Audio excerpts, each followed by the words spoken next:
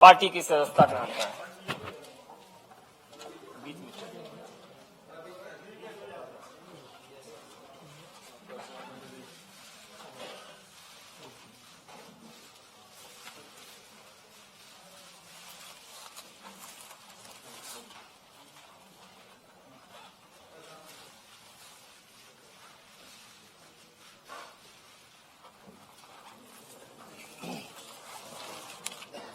Doctor जहांजीब Sirwal जी हैं जम्मू कश्मीर से, उनकी भी सदस्यता विधिवत माननीय विनोद तावरे जी और माननीय हरदीप पुरी जी।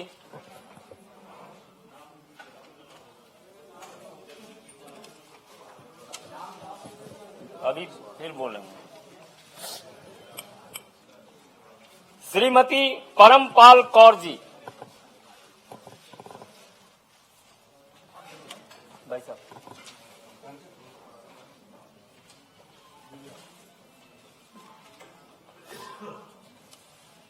गुरप्रीत सिंह मालूका जी।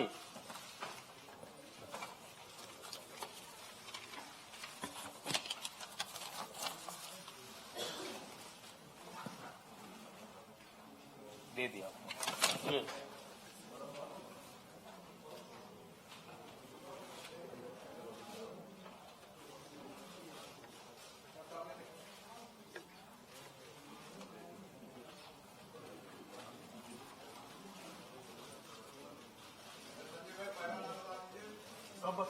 सब अभी तुरंत हैं? लास्ट में करा दे, लास्ट में। सर एक बार इच्छा है खड़े होकर इन लोगों का ग्रुप फोटो हो जाए। बाद में जाते समय करेंगे, बाद में करा देते हैं। मेरा विनम्र निवेदन है भारतीय जनता पार्टी के राष्ट्रीय महामंत्री श्री विनोद तावरे जी से कि अपने साथियों का अभिवादन भी करें और संबोधित करें। माननीय विनोद तावरे जी। नमस्कार।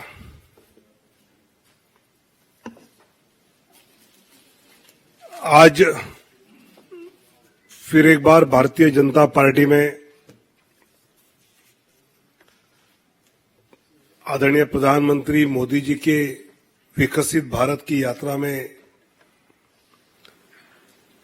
कई ताकतवर यात्री जुड़े हैं, उनका मैं स्वागत करता हूं। उसके पूर्व मैं विपक्ष के सभी नेताओं को ये पूछना चाहता हूं कि अभी विपक्ष का जो कैंपेन का स्तर है वो इस प्रकार गिरता जा रहा है कि बस्तर लोकसभा में प्रचार करते हुए मुद्दों पर प्रधानमंत्री मोदी जी या एनडीए पर प्रहार न करते हुए अब मोदी जी मरेगा इस भाषा तक विपक्ष उतर आया है। देश चाहता है कि आतंकवादी मरे, देश चाहता है कि इस देश पर हमला करने वाले मरे, लेकिन विपक्ष कांग्रेस इस हद तक आया है। और कांग्रेस अगर इसमें आया है तो आरजेडी की मीसा जी, लालू जी की बिटिया,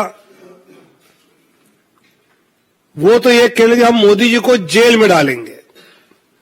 अरे देश की जनता सुनना चाहती है कि आप भ्रष्टाचारियों को जेल में डालेंगे या नहीं। अब इस स्तर पर ये अगर कैंपेन विपक्ष का जा रहा है कि कोई मरने की बात कर रहा है, कोई जेल में जाने की बात कर रहा है।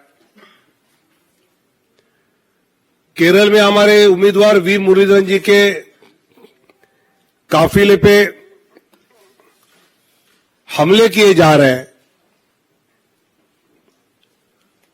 और साथ ही साथ केरल में सत्तारूढ़ कम्युनिस्ट पार्टी,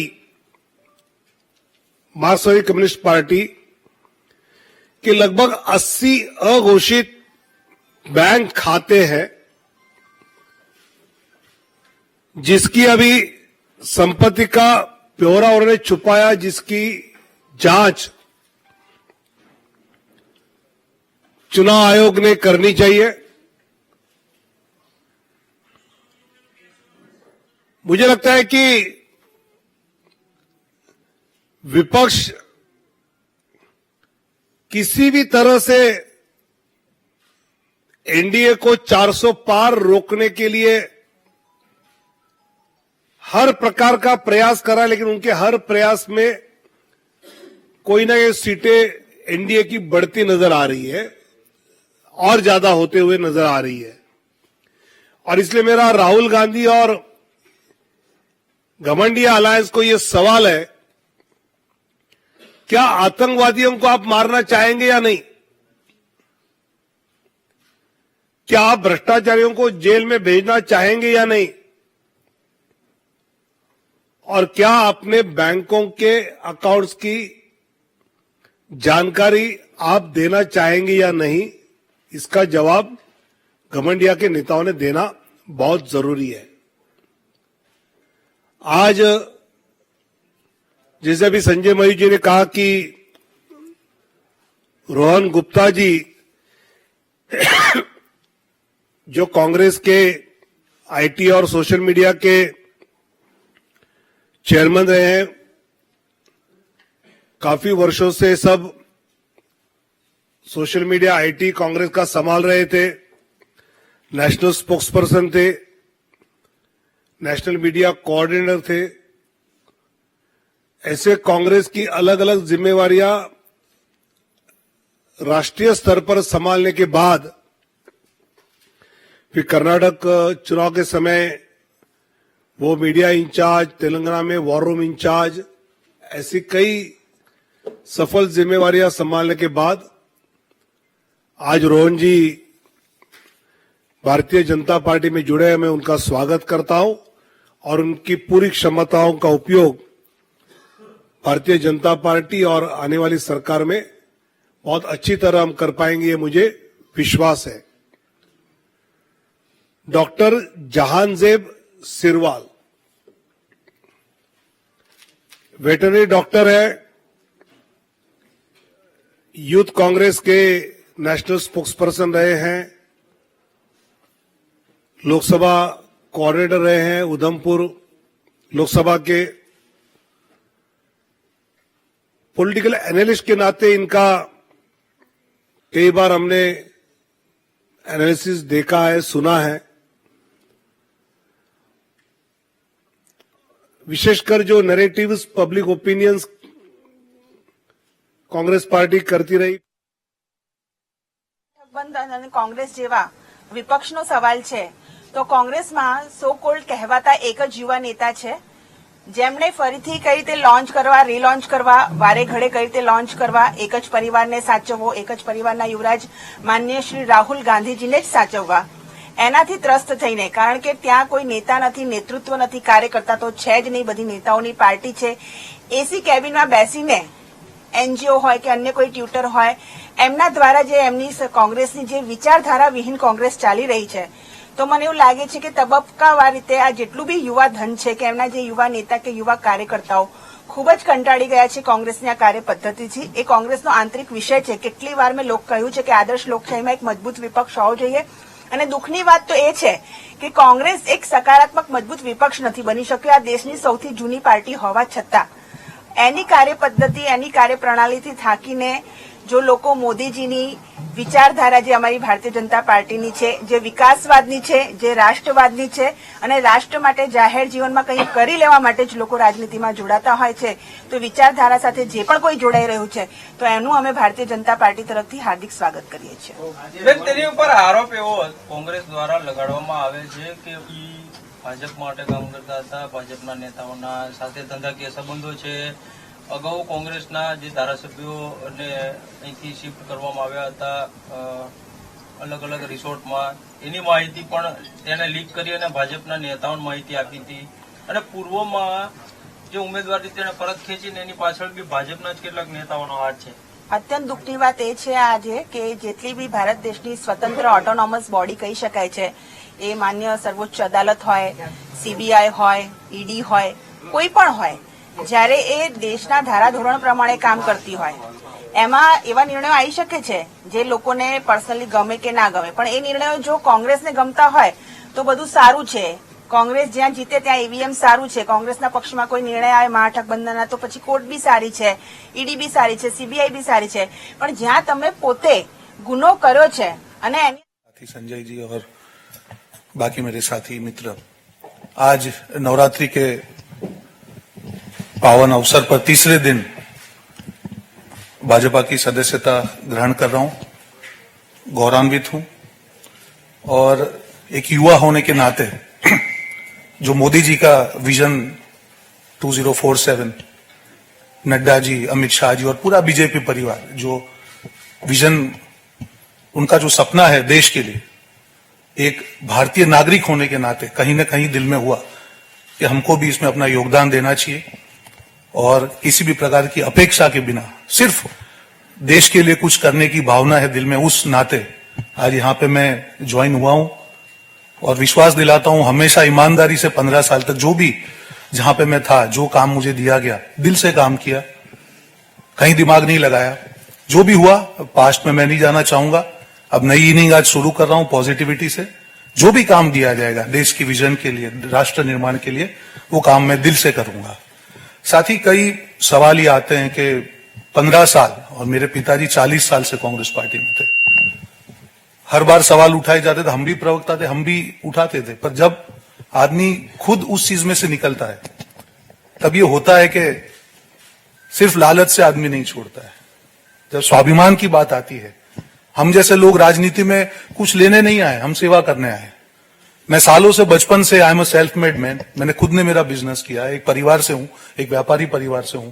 कभी किसी की हिम्मत नहीं है कि कह जाए कि चवन्नी भी पॉलिटिक्स से, कभी हमने वो अपेक्षा नहीं रखी कि कुछ न कुछ देना है, पार्टी को कुछ देना है. और 40 साल से मेरे पिताजी हो या 15 साल से मैं हूं, ये सब लोग जानते हैं, जो भी हमारे करीबी हैं, कुछ अपेक्षा के बिना पार्टी में दिल से काम किया.